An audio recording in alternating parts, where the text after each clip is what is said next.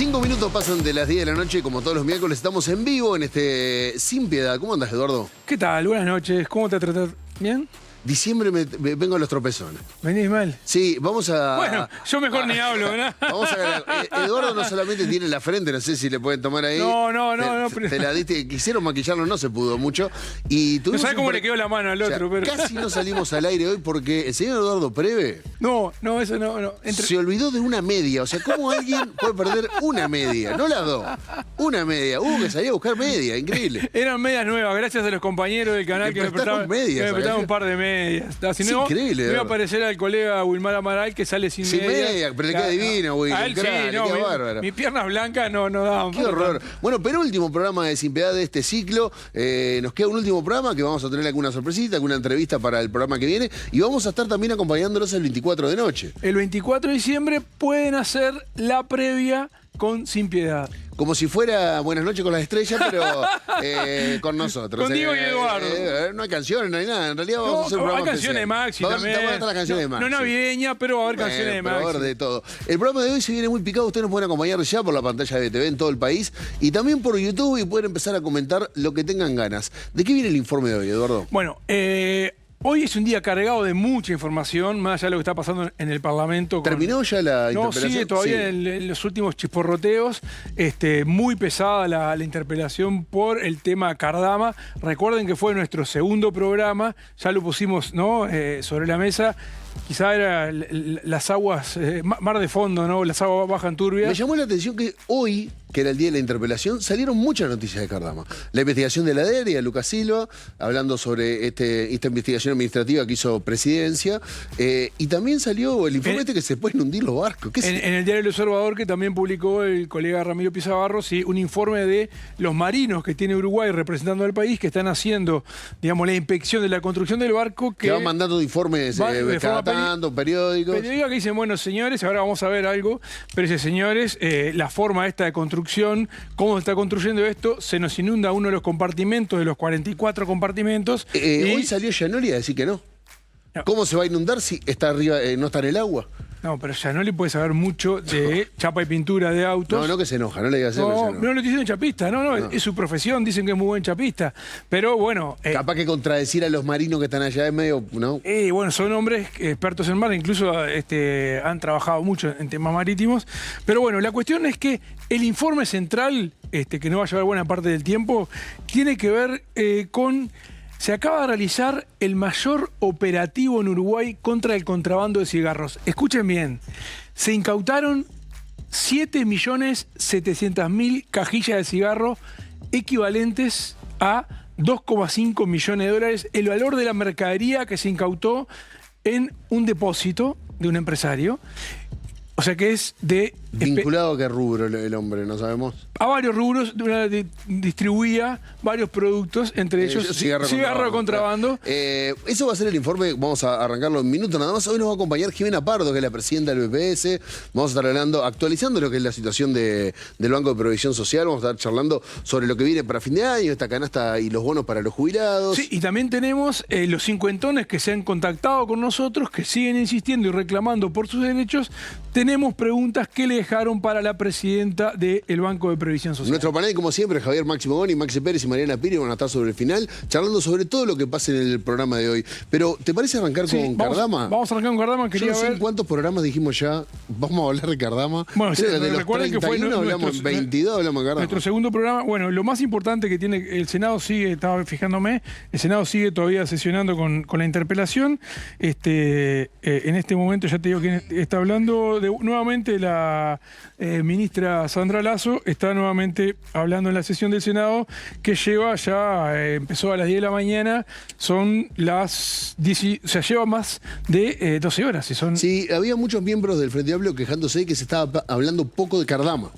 Claro, sí, se ha hablado de muchísimas cosas durante la interpelación, de las compras del gobierno anterior, se han tirado con... De M24 se habló. Se habló de M24 también, y lo más importante de todo es que vos decías hoy, se conocieron, primero terminó, y le voy a tirar una información relevante, la Fiscalía de Delitos Económicos comenzó a actuar en el caso Cardama.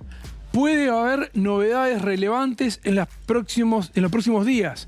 Ya incluso han mandado oficios a diferentes organismos públicos solicitando información. Entre ellos, lo que vamos a ver ahora, que es lo que se conoció hoy, ¿tá? Que es nada menos que la investigación administrativa que hizo la Oficina Nacional de Servicio Civil sobre cómo se gestó todo el proceso de contrato de Cardama y cómo se eligió a Cardama. Entre las conclusiones más importantes, y recuerden esto, mirá, una de las conclusiones más importantes, ¿tá? Es que fue una decisión política del gobierno anterior elegir a Cardama. Perdón, medio que ya se sabía eso. No, porque Javier García insistió siempre que había sido una recomendación de la Armada Nacional la elección de Cardama.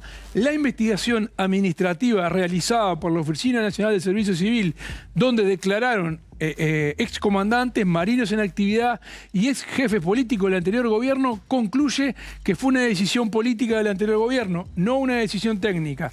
Segundo, esto puede tener relevancia a nivel penal. Segundo tema, que la propuesta del astillero, concluye la investigación, la llevó el exministro Javier García, hoy miembro interpelante en el Senado de Sandra Lasso, la llevó a el excomandante de la Armada, Jorge Wilson. Pero él había dicho que no. Él había dicho que no, por eso esto concluye, o sea, hay varias contradicciones respecto al relato que hasta ahora había intentado instalar Javier García. Tercer punto, respecto a cómo fue el proceso, no se consideraron los riesgos operativos, financieros y contractuales a la hora de firmar el contrato. Y para mí, que acá vienen dos de las cuestiones más importantes, ¿tá? Es que, y esto es lo que puede llegar a comprometer a la cúpula política del anterior gobierno del Ministerio de Defensa ante la justicia penal, no la administrativa, es que no se tuvieron en cuenta las advertencias de parte de la cúpula de la Armada sobre la firma del contrato. Bueno, algo que también se sabía, porque hubo varios que dijeron, che, esta no es la... Esta no es la ideal, exacto. Y acá viene una cuestión, tiene dos partes vinculadas a lo que era nada menos que el cuidado de los dineros públicos. Dice la investigación, ¿tá? Destaca que las conclusiones que se eligió un proveedor, o sea, Cardama, con riesgo financiero alto y baja capacidad técnica comprobada.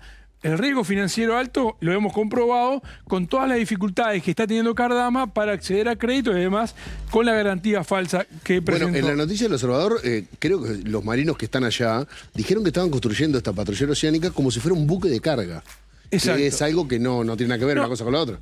No solo no tiene nada que ver, que esto debería ser un buque militar, y además, otro dato que van soldando únicamente de la primera patrullera, ¿se acuerdan que era como un Lego que estaba distribuido en 44 bloques? Se van soldando únicamente en 10 meses de trabajo 16 bloques, o sea que va un 35-36% de la soldadura de acero. Pero te sigo diciendo que esto es relevante. Las conclusiones de la investigación administrativa de la Oficina Nacional de Servicio Civil dice que no se tuvo en cuenta el riesgo financiero alto de Cardama y la baja capacidad técnica de Cardama, y que ello vulnera el deber de diligencia en la protección del interés público. Y ¿Acá más, que puede actuar Fiscalía con esto?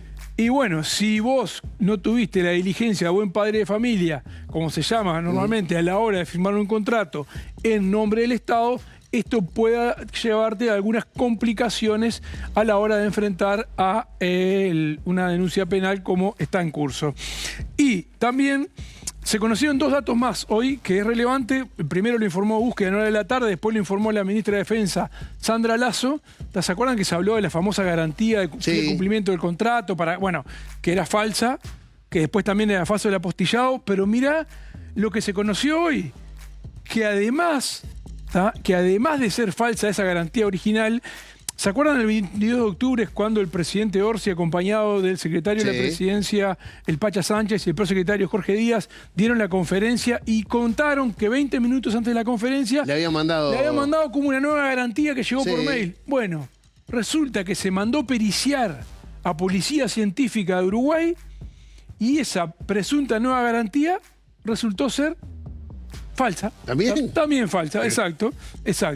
Y ahora vamos a compartir, o sea, hay como un cúmulo de medio irregularidades. No puede seguir mucho lo que está diciendo Javier García, pero ¿cómo se combate todo esto? No, mirá, yo te voy a sumar un punto más que tiene que ver, y podemos ver en pantalla, las dos cartas idénticas del ex comandante en jefe de la Armada, Jorge Wilson, ¿tá? Que este es el contrato confirmado con Cardama, se iba pagando contra hitos. El primer hito fue la firma del contrato. Para que la gente lo entienda. Che, vos soldás 5 chapas, te traigo una plata. Bueno. ¿Terminaste el cableado? Te doy otra plata más. Exacto. Pero miren esto. El primer dinero se entrega contra la firma del contrato. El segundo dinero, 8 millones de euros, sí, había que entregarlo contra aquello que lo vimos en ese programa especial que hicimos, contra la entrega de la cuaderna maestra. Sí, la cuaderna maestra el plano. Es como para que la gente entienda, es más o menos como ¿viste cuando el arquitecto te diseña la casa? Bueno, más o menos eso. Y miren, son dos cartas idénticas que incluso tienen el mismo número. Nota 9525, nota 9525. ¿Cuál es la diferencia?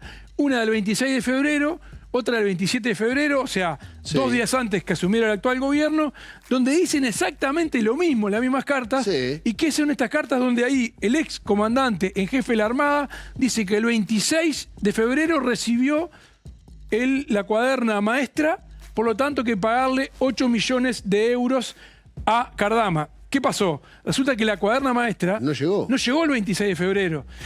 Y él ya había dado, sin mirarla, ya había dado por válido que había llegado el 26 de febrero, y eso automáticamente operaba el pago de 8 millones de euros a Cardama. Entonces, como llega el otro día, la cuaderna maestra... hace otra carta. Claro, hace otra carta, pero además, o sea, comete acá no solo una gran desprolijidad, que le deja el mismo número de nota, 95-25, o sea, la nota 95 del año 25 y la nota 95 del año 25. O sea, esto es otra grave irregularidad cometida por el ex comandante en jefe de la Armada, que seguramente lo compromete bastante, porque por estas cartas automáticamente lo que hizo, se pagaron 8 millones de euros a el Cardama a través del Banco República, 27 de febrero, dos días antes que asumiera el nuevo presidente de la República, sobre llamando el pucho y la escupida. ¿no? Exactamente. Señoras y señores, hasta acá la actualización del tema Cardama, y así arranca el programa de Sin Piedad de hoy.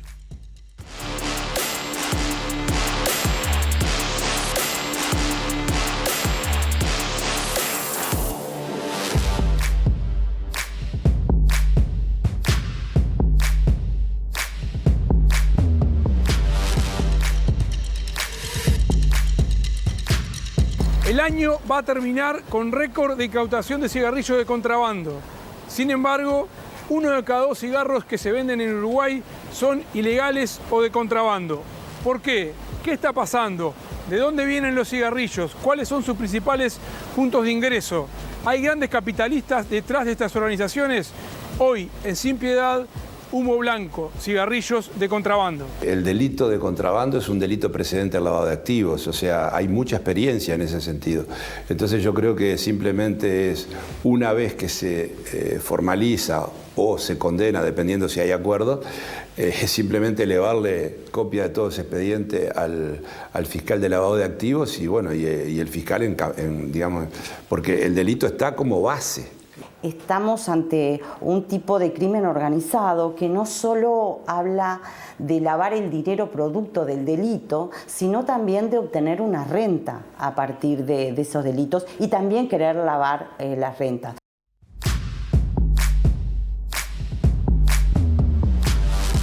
Eduardo, decías que esta fue la incautación de cigarrillos más grandes en la historia de nuestro país, pero a mí me da la sensación de que por lo menos en la opinión pública, el contrabando no está tan asociado al crimen organizado como escuchábamos recién.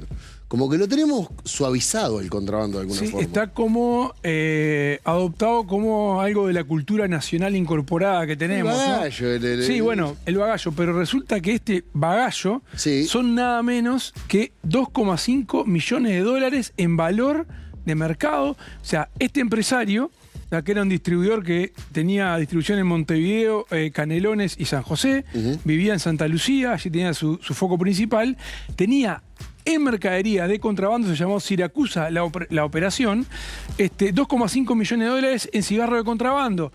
Los que saben... Eso es lo que tenía acopiado. Acopiado. Los que saben del tema dicen que, bueno, por lo menos si vos tenés esa mercadería de contrabando, tenés otro tanto en circulación, claro, otros 2,5 millones de dólares en circulación en el mercado. Y a su vez le estás encargando a la fábrica, que en este caso son todos cigarrillos GIF, mentolados, que se hacen en Paraguay, se fabrican en Paraguay, vienen desde Paraguay, traspasan nuestras fronteras en camiones, en contenedores, y quiere decir que también le habías hecho un encargue a la fábrica. O sea, estamos hablando de... Te voy a hacer una pregunta que no está en el guión, capaz que no tenés respuesta, pero 2,5 millones de dólares en cigarrillos en volumen, y estamos, calculo que es algo grande. 7.730.000 unidades de cigarros, de cajillas de cigarros. Claro, porque a veces uno piensa que tenemos imágenes de esas incautaciones. Estos volúmenes tan grandes de algo, si uno lo piensa en, por ejemplo, cocaína. El mismo volumen de cigarrillos en cocaína. Seguramente la ganancia sea muchísimo mayor. ¿Son más suaves las penas de contrabando? Sí, ahora lo vamos a ir viendo a través del desarrollo del programa, que hablamos con el experto, el abogado. Ahí estamos viendo las imágenes justo de la última operación Siracusa. Todo eso que hay ahí son cigarrillos de contrabando incautados en un solo procedimiento. Ya te anticipo que este procedimiento terminó con 3 formalizados por contrabando y asociación para delinquir, y están investigándolos también por lavado de activos. Y a eso va a venir ahora la cuestión, porque, a ver, ¿cuál es el gran tema? El gran tema es que hay que investigar el lavado, porque acá si tenía 2,5 millones de dólares en mercadería y tenía una empresa oficial... ¿Cómo hace para blanquear esa plata? ¿Cómo hace para cobrar esa plata? Exacto. Vamos a ver los números, porque ha aumentado notablemente lo que es la incautación de cigarrillos, y pasamos de en el año 2020, que había 50 millones se incautaba por 50 millones de pesos, en el año 2020 50 millones de pesos en cigarrillos, y este año ya llevamos valor 187 millones de pesos. Solo de incautaciones. Solo incautaciones de cigarrillos. Pues sí, che, pero ¿por qué tanto cigarrillo contrabando? Bueno, yo lamentablemente soy fumador y yo cuando voy a comprar una caja, quiero saber si vale la pena. Yo pago 220 pesos. Bueno, y eso una vamos a caja de verlo. cigarros. ¿Sabes cuánto valen esas cajas de contrabando? Puesta en el mercado. Los vendedores, incluso estuvimos con el Bambino recorriendo 18 de julio, que vimos por lo menos 10 o 12 puestos de venta ilegal de cigarrillos en plena 18 de julio, sí, plena 2 de la tarde. Bueno, un paquete de cigarrillos, lo podemos ver en pantalla, vale, en la próxima placa, vale 60 pesos, la cajilla de contrabando. ¿Cómo 60 pesos? 60 pesos, ¿tá? Esta foto, acá son cartones, ¿tá? Esto es tomada en el Baga Shopping de Salto, esta fotografía. Ahí el cartón entero te lo venden por 600 pesos, otro te lo vende por 550 y otro te lo venden por 700 pesos. Todos son cigarrillos de contrabando. Eso es Marlboro. Yo no me da la... Sí, bueno, de contrabando todo, obviamente, ¿no? 60 pesos contra el cigarrillo legal, que vale 220 pesos.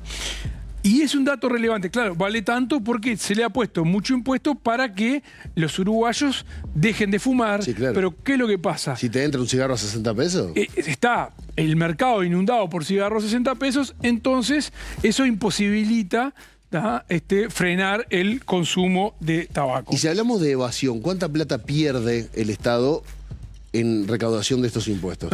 Más o menos se estima, según la última estimación, el Estado está perdiendo por año, por la cantidad de cigarrillos que entran en el mercado ilegal, está perdiendo 154 millones de dólares.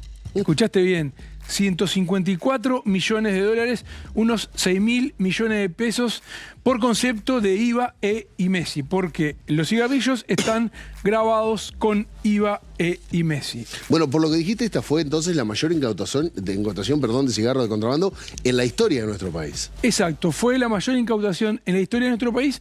Y para situarnos un poco con las penas vinculadas a lo que es el contrabando, como decías vos, capaz culturalmente lo tenemos más asociado, o sea, más aceptado, perdón, es que hablamos con el abogado penalista Enrique Moller, quien nos dijo que cada vez, es verdad, hay mayor cantidad de volúmenes incautados gracias a la inteligencia que está manejando la aduana, porque cruza información, tiene mayor recopilación de datos. Y bueno, el delito de contrabando nos dijo también que tiene una máxima, y esto es bastante increíble, de 6 años. Es bastante poco, de 3 meses. Claro, pero acá estamos hablando solo de contrabando de cigarrillos. Contrabando de cigarrillos. Seguramente los contrabandistas, algunos se dedicarán a los cigarros, pero otros se dedicarán a otras cosas. Exacto, sí, pero el contrabando de cigarrillos, como vemos, deja muchísimo dinero de ganancia a quienes practican esa actividad ilícita y a su vez muchas pérdidas millonarias para el Estado. Escuchamos a Moller.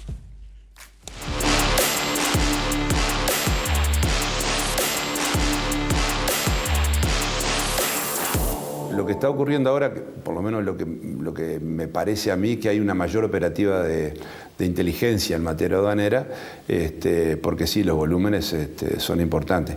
Y aparte, esto también, hoy por hoy, con ese volumen estaría en el triple prácticamente de lo que sería una agravante de los 5 millones de UI. 5 millones de UI, ahora al valor de 6.40, 6.41, andaría en los $820.000 más o menos, y estos son 3 veces. Por lo tanto, tiene todas las agravantes posibles. Y aparte, sin duda que otra de las agravantes que también va a tener este tipo de ilícitos es el tema de ser jefes, promotores y ser más de 3, etc. Por lo tanto, las penas ya no van, porque el delito de contrabando tiene una pena mínima de 3 meses a 6 años, que es lo mismo digamos, del hurto. En realidad es como un calco del hurto. Ahora se rige no por el Código Penal, sino por el Código Aduanero, que es el 258, que remite al 209, que establece qué tipo de conductas inicialmente son contrabando.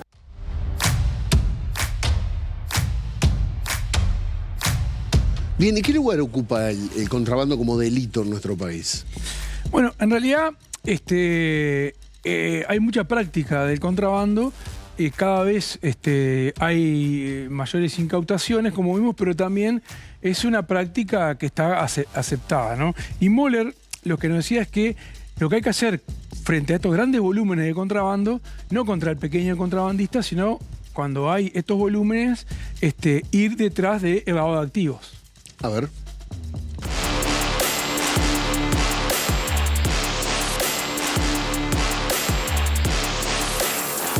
El delito de contrabando es un delito precedente al lavado de activos, o sea, hay mucha experiencia en ese sentido. Entonces yo creo que simplemente es una vez que se formaliza o se condena, dependiendo si hay acuerdo, es simplemente elevarle copia de todo ese expediente al fiscal de lavado de activos y bueno, y el fiscal, digamos, porque el delito está como base. En el lavado de activos en Uruguay, que he estado en muchas investigaciones de esas, participando, lo que se hace es una operación a largo plazo. Porque usted tiene que probar de que, bueno, que si eso llegó ahí, cómo llegó y en qué condiciones llegó, y bueno, se buscará la fórmula de, digamos, a nivel de inteligencia, porque eso es toda inteligencia acá, no hay otra, de en qué llegó. Eso es básico, ¿no? Porque tiene que haber gente que algo tiene que haber visto, bueno, todo ese tema que se utiliza a nivel de lo que son las investigaciones policiales y sobre todo hoy por hoy con las fiscalías, creo que puede dar un resultado. Pero es a largo plazo, esto no es una cosa, porque normalmente, aparte de los lugares normalmente que se usan, normalmente no hay cámaras, o sea, ellos saben lo que hacen, ¿no? Entonces después es difícil de conseguir. Pero sí, el comiso secundario existe y a veces lo hacen cuando hay pequeñas cantidades incautadas igual y después tienen que pelear la devolución.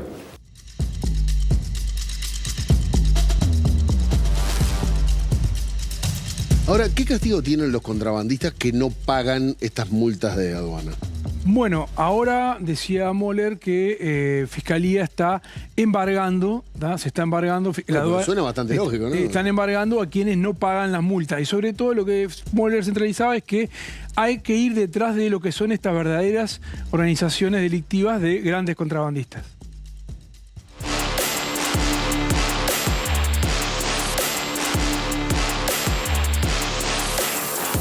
la propia Fiscalía pide el embargo si tú no pagas. Por lo tanto, ese embargo va a quedar preventivamente y después van a tratar de ver qué bienes tiene. Eso es en la vía estrictamente de infracción aduanera. En la parte penal tenés la otra dura, que es la sanción de la prisión. Porque, ¿qué pasa? Si el contrabando es muy grande, en este caso tú dijiste 2.400.000 dólares, eso es el triple de lo que es hoy el mínimo de 5 millones de UI, que es como un agravante que sube la pena. En vez de ser de 3 meses pasa a ser a 2 años. 2 años hasta 6. Y bueno, o sea, por un lado por otro están las cosas. El tema es que las investigaciones tienen que dar, digamos, la aduana hace un tiempo ya que viene, que por lo menos lo que yo he visto, tiene bastante tecnología para, o sea, o bastante información para proceder, ¿no? Porque nosotros no percibimos más que lo penal, pero lo aduanero habría que ir a un juzgado de aduana para ver la cantidad de incautaciones que hay. Entonces, para tener una idea clara de cómo es esto. Porque es como lo vuelvo a reiterar, o sea, cuando lo que se incauta es chico, prácticamente no. Ahora, las sanciones están. El tema es poder seguir avanzando en lo que es el delito organizado de contrabando, ¿no? Bien, hay un tema que sobrevuela todos los delitos, que es el lavado de activos. Claro, lavado de activos le llamamos a la forma en que de actividades ilícitas, como es el contrabando, en este caso grandes volúmenes, cómo inyectar, por ejemplo, 2,5 millones de dólares en cigarrillos que ingresaste de contrabando y lo pusiste en la plaza de mercado, cómo blanquear ese dinero. Bueno, y estuvimos hablando con la directora de la Secretaría Nacional de Lucha contra el Lavado de Activos y Financiamiento del Terrorismo, Sandra Lili Bonatti, que destacó justamente que el contrabando es un delito precedente al lavado de activos.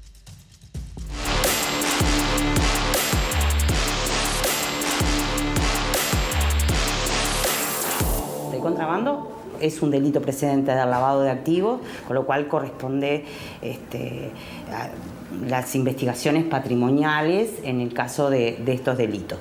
Particularmente en el caso de la Evaluación Nacional de Riesgo del 2023, que es donde participaron todos los organismos del Estado involucrados, técnicos, especialistas en la materia, se determina que el contrabando es un delito precedente, es una amenaza relevante en el caso de Uruguay dentro de los delitos precedentes. Entonces, en consecuencia, el hecho de que se estén produciendo estas incautaciones es una buena noticia respecto a confirmar lo que un poco la Evaluación Nacional de Riesgo había determinado, porque podía ser una percepción de lo que son los técnicos, de lo que son los especialistas en la materia, pero hoy se está validando lo que fue esa evaluación de riesgos. Al hecho de que se incauten es una demostración que el riesgo está presente y es un delito precedente de lavado de activos.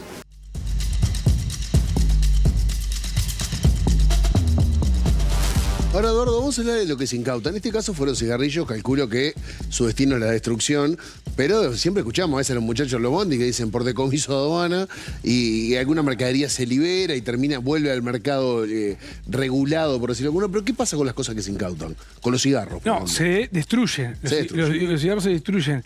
Pero si tenemos imágenes, antes de pasar a la segunda parte que nos dijo justamente la directora de la Secretaría Antilavados, podemos ver eso mismo. Mira, 18 de julio, esto fue el lunes o martes, ahora no recuerdo, pleno mediodía, ahí estamos viendo, nos encontramos, vos vas de 18 y Tacuarembó hasta el Obelisco, por lo menos 6 o 7 mesas, ¿no? Esto están vendiendo al menudeo. Obviamente que estos reciben los cigarros de ese gran distribuidor, gran empresario que estaba en Santa Lucía y que tenía depósitos en Montevideo, Canelones y San José por mercadería 2,5 millones de dólares. Y eso... Pero no hay fiscalización, ¿no? No, eso debería fiscalizar la Intendencia de Montevideo, ¿tá? Porque correspondería a la Intendencia de Montevideo fiscalizar la venta. Yo por lo que veía, hay puestos frente a la Intendencia. Sí, bueno, hay un puesto prácticamente haciendo cruz con la Intendencia de Montevideo. Ahí eso, o sea, la aduana no va a ir a hacer un operativo ahí porque está focalizada en el gran contrabando, bien, ¿no?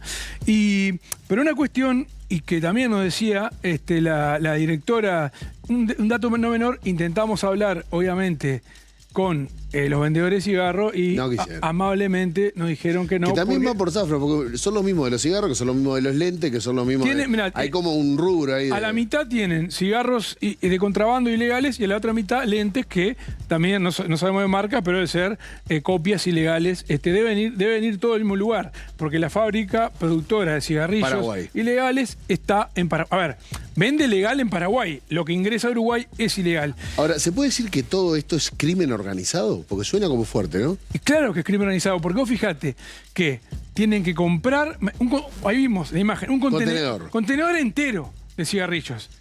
Lo ingresan a Uruguay, como así un contenedor entero, lo ingresan a Uruguay vía terrestre o vía fluvial, ¿tá? Y lo ponen en una distribuidora y de allí lo reparten.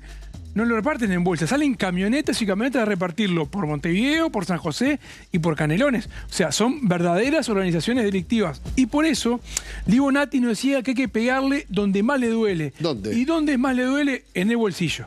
A ver.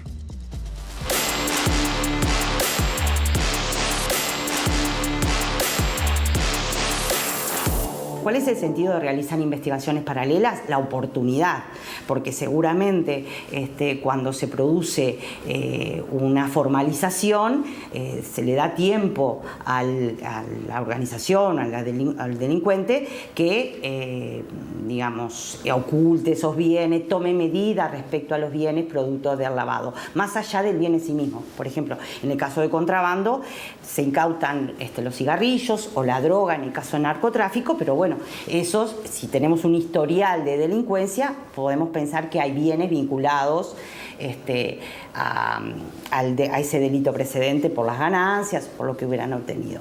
Entonces, en este sentido, puede darse una investigación posterior, sin duda, y entiendo que en volúmenes importantes esto es fundamental, porque si hablamos de acá de un principio básico es ¿cuál es el sentido que hablemos de lavado de activos? Es sacarle lo que más le duele. Por más que esto sea una frase repetitiva, es la realidad. Lo importante es sacarle los bienes para que eso nos sirva como generador de nuevos delitos.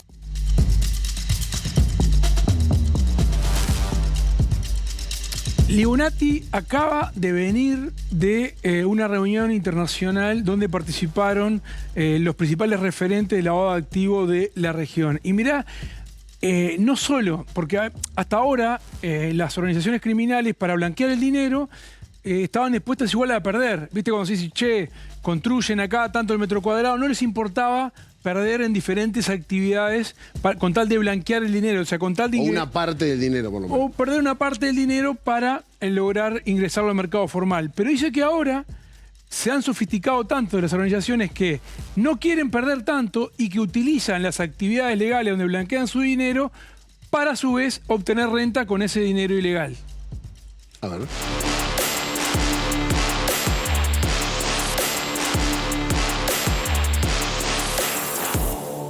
En materia de lo que es el funcionamiento de las redes delictivas, lo que es el crimen organizado, primero nosotros a nivel internacional vimos justamente la globalización, si se quiere, del crimen. Después, por otro lado, estamos viendo también que en los distintos tipos de delitos el crimen organizado actúa justamente, organizadamente, en pos de diferentes tipos de delitos, como por ejemplo que se menciona que los contrabandistas tienen rutas similares a los narcotraficantes, que pueden ser redes que se están comunicando, interactuando o hasta pueden ser parte de la misma red. Pero justamente en foros que hemos estado últimamente, lo que se menciona como una particularidad es que justamente ya estamos ante un tipo de crimen organizado que no solo habla de lavar el dinero producto del delito, sino también de obtener una renta a partir de esos delitos y también querer lavar las rentas. Cosas que antes, o por lo menos hasta ahora, siempre en el mito popular, incluso en el técnico, se menciona que no importa perder cuando se está lavando dinero, que eso puede darse, pero por otro lado se buscan otros canales de poder lavar también el producido, la ganancia, la rentabilidad. Se busca una rentabilidad y poder lavarla.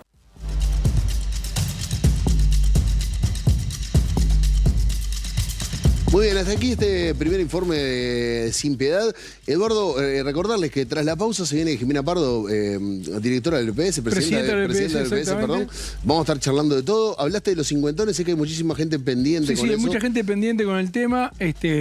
La presidenta del EPS va a hablar de ese tema y de otros temas relevantes también que están sobre la mesa en la actualidad. Lo tratamos hace algunos programas, el tema de los atrasos en el EPS. Vamos a estar hablando de eso, pero recordarles que cumplió 3 años en Uruguay la Fundación Real Madrid, que cuenta con la academia de fútbol más grande del país. Más de 500 jugadores entrenan semana a semana durante todo el año. ¿Sabes dónde? En el Estadio Charrúa, que está divino, con el escudo del club más grande del mundo. La academia, Eduardo, funciona para niños y niñas de entre 6 y 18 años con competencia todos los fines de semana y para todas las categorías. Eso está buenísimo, ¿no? Incluso, bueno, el Charrúa está espectacular y atento porque se puede venir algún gran proyecto en la zona. Sí, señor. No podemos decir mucho, pero le mandamos un beso grande a los amigos de la Fundación. Aparte hacen tremendos viajes. Se fueron a torneos en Argentina hace poquito, a la Ciudad Deportiva Real Madrid. Son experiencias maravillosas para los niños, para las niñas y para las familias. Consultas o inscripciones ahí tienen. 092-372-355. Nos vamos a la primera pausa de Sin Piedad y ya volvemos.